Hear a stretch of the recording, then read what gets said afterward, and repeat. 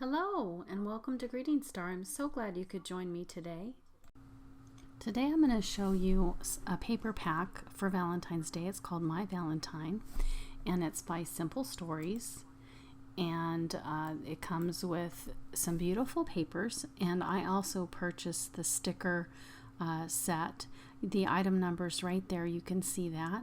And this is the sticker sheet that I also purchased in addition to the 12 by 12 paper pack. Again, it's by Simple Stories. It's called My Valentine. There's some really cute stickers that you can use to embellish or decorate your cards. And these are the papers. That first one there had some beautiful little white hearts. You couldn't really see it. It was a pattern paper, that blue. And then I'll just let you take a look at these and play some music for you while you're watching.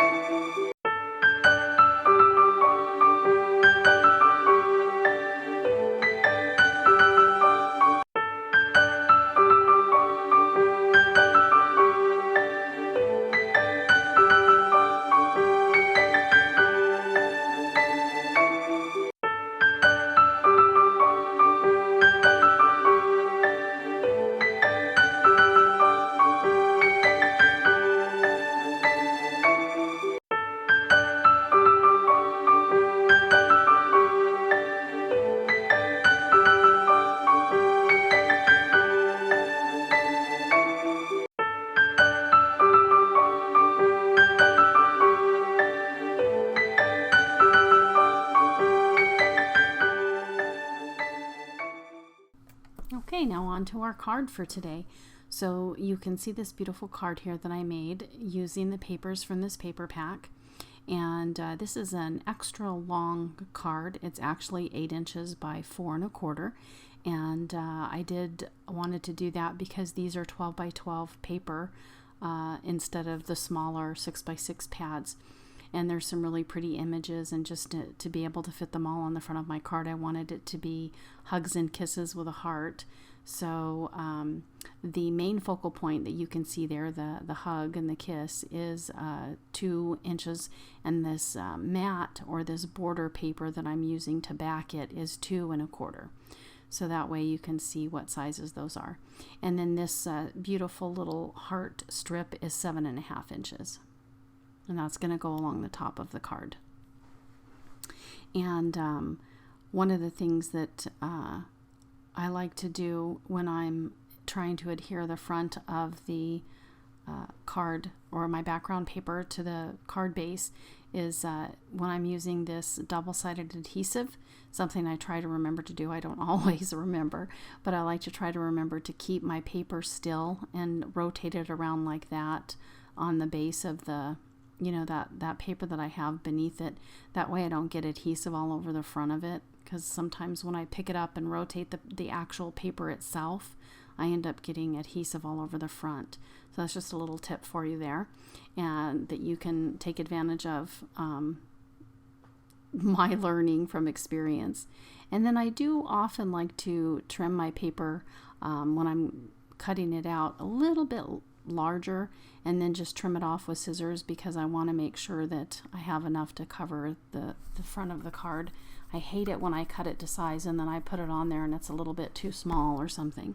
So I don't think this is very wasteful. It's just a very minimal amount there that I'm trimming off, but that way I can be assured that it gets adhered very well to the front of the card, as well as making sure that it covers entirely the front of the card, so I don't have to do any extra trimming of the card base itself. So that's kind of nice. And there's the front of the card, that beautiful pattern paper with those beautiful flowers there. And then I'm just going to put this strip at the top here.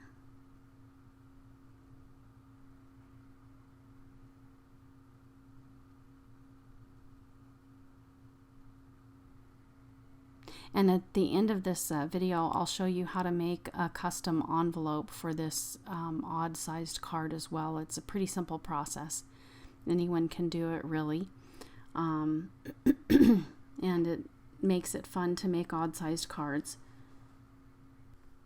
Now what I'm trying to do here is just make sure that these focal points are centered and laid out properly on the card, so I had to lift it up and reposition it to make sure it's correct.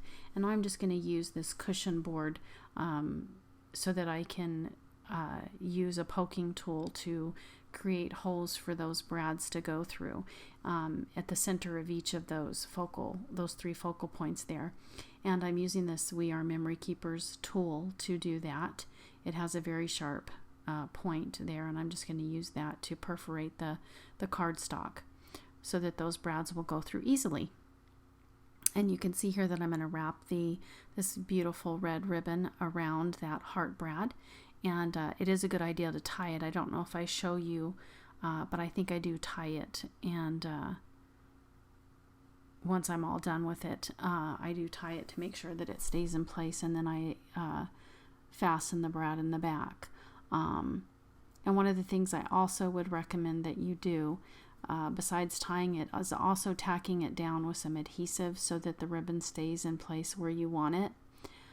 This did help by fastening the brad, but still I think it definitely will ensure that, especially if you're mailing the card, that it stays in place through the mailing process. So even though I don't show you that I adhere this ribbon down, I did go back and tack it down with some adhesive, so you should do the same. Just a word of advice to all who want to make sure their cards stay the way they're supposed to stay. And then I wanted to use some of this gold liquid pearls. I'm just priming the pump and removing any dried up pieces with that paper clip there that you saw a moment ago. And once it's primed and ready to go, I just put a little dab of those perfect pearls on each of those ribbons.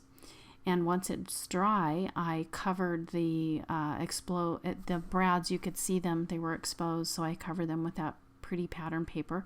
And then I used some of the beautiful stickers from the sticker pack to decorate and embellish the inside of my card. So you can see here, this is that sticker sheet that I'm talking about that I purchased in addition to the 12 by 12 paper pack. And now I'm going to show you how to do that envelope.